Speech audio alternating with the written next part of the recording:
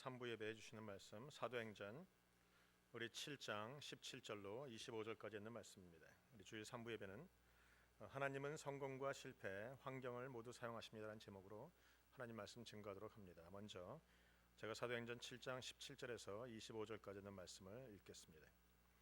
하나님이 아브라함에게 약속하신 때가 가까움에 이스라엘 백성이 애굽에서 번성하여 많아졌더니 요셉을 알지 못하는 새 임금이 애굽 왕위에 오르매 그가 우리 족속에게 괴계를 써서 조상들을 괴롭게 하여 그 어린아이들을 내어버려 살지 못하게 하려 할세.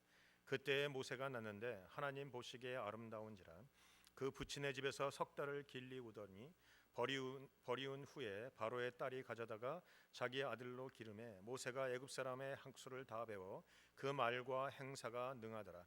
나이 40이 되매 그 형제 이스라엘 자손을 돌아볼 생각이 나더니 한 사람의 원통한 일을 당함을 보고 보호하여 압제받는 자를 위하여 원수를 갚아 애굽 사람을 쳐 죽이니라. 저는 그 형제들이 하나님께서 자기 손을 빌어 구원하여 주시는 것을 깨달으리라고 생각하였으나 저희가 깨닫지 못하였더라. 아멘. 오늘 본문에 있는 말씀을 가지고 하나님의 은혜를 함께 나눕니다. 오늘 사도행전 7장은 우리 스데반의 설교입니다. 마지막 그가 죽음을 앞두고 순교하기 직전에 하나님 앞에서 또한 사람들 앞에서 드리는 하나의 설교라는 겁니다. 이런 많은 사람들이 죽음 앞에 서면 모양이 달라집니다. 태도가 달라집니다. 제가 많은 목회를 해가면서 죽음을 앞둔 사람들을 많이 봤는데 평상시에는 믿음 있는 것 같고 평상시에는 용기가 있는 것 같고 죽음의 앞에서 당당할 것 같은 사람이 막상 죽음의 순간에는 벌벌 떠는 것을 많이 봤어요. 죽기 싫어서 몸부림치고 자기가 그런 어려움에 들어갈까 봐 막 안절부절하는 그런 모습들을 많이 보았습니다. 사실 사람들이 그렇습니다. 죽음 앞에 서면 진짜 자기 속에 무엇이 있는가가 드러납니다. 입으로는 부활을 얘기하지만 정말 죽음 앞에서 내가 부활의 믿음이 있는지가 드러나고 내 안에 믿음이 있는지 내 안에 어떤 것을 알고 있는지 어떤 것을 믿고 있는지가 분명히 드러날 수밖에 없다라는 겁니다. 죽음을 면하기 위해서 그동안 믿어왔던 모든 것을 한순간에 버리는 사람도 보았습니다. 그런데 오늘 스데반은 죽음 앞에서 그는 한결같습니다. 죽음 앞에서 흔들리지 않습니다. 죽음 앞에서 입을 열면서 그가 외치는 말이 있습니다. 오늘 7장 처음부터 나왔는 아브라함의 이야기, 야곱의 이야기, 요셉의 이야기, 오늘 본문에 있는 모세의 이야기, 이것은 다 스데반이 이 사람들의 이야기를 통해서 한 사람을 증거하고 있는 겁니다. 아브라함의 이야기만으로 끝나지 않고 야곱이나 요셉이나 모세의 이야기로 끝나지 않고 이 모든 이야기를 통해서 한 사람, 바로 예수 그리스도를 증거하고 있다는 겁니다. 그는 입을 열 때마다 예수밖에 없습니다. 그의 이야기의 핵심은 예수에 있다는 겁니다. 사랑하는 성도 여러분, 여러분은 어떻습니까? 여러분이 입을 열 때마다 그곳에서 무엇이 나갑니까? 여러분의 이야기의 핵심이 무엇입니까? 성도들이 모이면 과연 무슨 이야기를 합니까? 예배 끝나고 가보면 각 맥도날드마다 교회들이 다 찾아오고 있더라고요. 이쪽은 무슨 H교회 맥도날드, 이쪽은 Z교회 맥도날드, 이쪽은 무슨 교회 맥도날드, 다 자기들 가서 무슨 얘기를 하나 들어보면 대부분 그냥 자기들 얘기 혹은 세상 돌아가는 얘기, 심지어는 교회 얘기 뭐 이런 얘기를 합니다. 근데 성도는요, 입을 열 때마다 사실은 예수 그리스도만 얘기해야 되는 겁니다. 우리의 이야기의 핵심은 예수에 있는 겁니다. 여러분, 예수가 아니면 말하지 마십시오. 예수가 아니면 이야기하지 말고 예수가 아니면 선포하지 말라는 겁니다. 내 주장, 내 생각이 중요하지 않습니다. 오늘 스데반은 마지막 죽음 앞에서 자기가 얼마나 억울한지, 내가 얼마나 누명을 썼는지, 내가 얼마나 지금 어려운 상황인지 변명하고 있는 것이 아니고 오직 예수님만 선포하고 있습니다. 여러분, 성도가 그렇습니다. 성도는 예수만 말하는 사람이어야 합니다. 여러분이 말하는 많은 대화 중에 예수가 핵심이고 예수가 중심이어야 되는 것이죠. 사람은요, 대부분 자기의 관심사를 말하게 돼 있어요. 노래를 좋아하는 사람은 대부분 노래를 얘기하고, 뭐 한국에 인기 있는 그룹을 얘기하고, 뭐 돈이 좋은 사람은 항상 무슨 세상 돌아가는 얘기, 경기 얘기, 경제 얘기, 혹은 부동산 얘기 이런 것만 합니다. 여러분, 자기의 관심사가 입 밖으로 나가는데 여러분의 관심사는 무엇입니까? 마땅히 예수 그리스도여야 된다는 것이죠. 오늘 스데반은 죽음의 순간에도 예수를 얘기합니다. 성도 중에 안타까운 성도는요, 제가 가끔가다 물어봐요. 성도 집사님, 권사님, 장로님, 예수님에 대해서 한번 얘기해 보세요. 집사님이 만난 예수님이 어떤 분입니까? 목사님, 나는 아는 게 별로 없어서. 여러분, 아는 게 없으면 곤란합니다. 여러분은 성경은 잘 몰라도 됩니다. 사실은 창세기부터 계시록까지 한 번도 안 읽어봤다, 물론 그건 좋은 건 아니지만 뭐 안 읽어본다고 해서 구원을 못 받은 게 아니에요. 사실은 여러분이 다 구원받은 자인데 여러분 중에 성경을 1장부터 마지막까지 다 읽어보고 구원받은 사람 누가 있습니까? 우리 중에 성경을 모르지만 그저 옆집 사람이 우리 교회 가서 오늘 김치찌개 해준대 그 말 듣고 갔다가 교회에 덜컥 잡혀서 예수 믿게 된 사람들이 대부분이에요.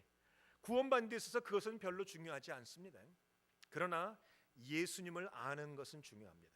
예수님을 경험하는 것이 중요합니다. 예수님을 믿는 것이 중요하다라는 겁니다. 성도는요 증인입니다. 오늘 예수님도 말씀하시기를 땅끝까지 이르러 내 증인이 되라. 증인은 무엇인가? 경험한 것을, 아는 것을, 들은 것을 선포하는 겁니다.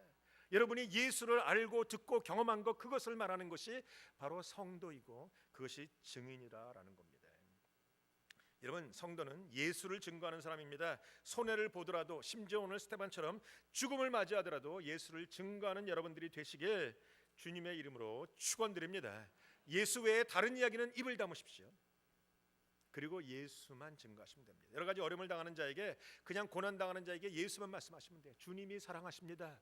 주님이 당신을 사랑하십니다. 주님이 당신을 위해서 죽으셨습니다. 주님이 부활하셨습니다. 여러분, 이것을 우리가 선포하는 거예요. 주일마다 뭘 하는지 아십니까? 이 주일은 부활절입니다.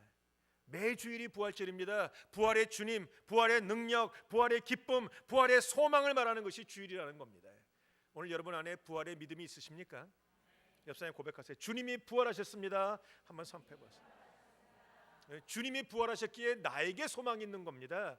주님이 부활하지 않았다면 내게 무슨 소망이 있겠습니까? 근데 주님이 부활하셨다는 것 굉장히 중요하다는 것이죠. 제가 설교를 공부하고 우리 신학을 공부할 때 그런 법칙들을 배웁니다. 사실 저희 1세 목사님들은 대부분 설교가 이 요제 그 중심이죠. 세 가지의 대지가 있고 그 대지마다 세 가지의 소재가 있습니다. 그리고 예화 하나씩을 집어넣게끔 돼요. 그래서 저도 신학 공부할 때 예화책을 이만큼 사서 맨날 예화를 보고 무슨 예화가 없나 들이대고 책을 읽고 나서 책에서 코테이션하고 맨날 그랬어요. 그러다 보니까 설교는 30분인데 그 이야기가 한 15분 갑니다. 정작 복음을 증거할 기회가 없더라고요. 그래서 제가 그다음부터 다 집어쳤어요. 예화책도 다 버리고 세상적인 돌아다니는 얘기는 잘 안 합니다. 오직 하나님 얘기, 오직 예수님 얘기, 오직 복음 얘기만 하는 것이. 뭐 기교도 없고 재미가 없을 수는 있지만 무식하더라도 예수 얘기하면 거기에 핵심이고 거기에 능력이 있다는 것을 제가 깨달았다는 것이죠. 사랑하는 성도 여러분, 저도 그런데 여러분도 그리하시길 바랍니다. 그냥 입을 열 때마다 예수님이 계십니다. 예수님이 행하십니다. 예수님이 해결입니다. 예수님이 해법입니다. 예수님이 소망입니다라는 것이죠. 오늘 스테반이 얘기하는 이 모세의 이야기는 모세의 이야기가 핵심이 아니라 모세를 통해서 예수님을 증거하는 겁니다. 그래서 사실 모세와 예수님은 상당히 비슷한 부분이 많아요. 하나님이 이스라엘 백성들을 구원하기 위해서 모세를 보내십니다. 하나님이 이스라엘 백성들을 구원하기 위해서 예수님을 보내십니다. 예수의 이름은 저가 자기 백성을 저희 죄에서 구원하실 분이라. 똑같죠. 모세가 태어났을 때 모세를 죽이기 위해서 바로가 수없이 많은 어린아이들을 물에 빠뜨려 죽입니다. 예수님이 태어났을 때 예수를 죽이기 위해서 헤롯 왕이 모든 어린아이들을 다 죽입니다.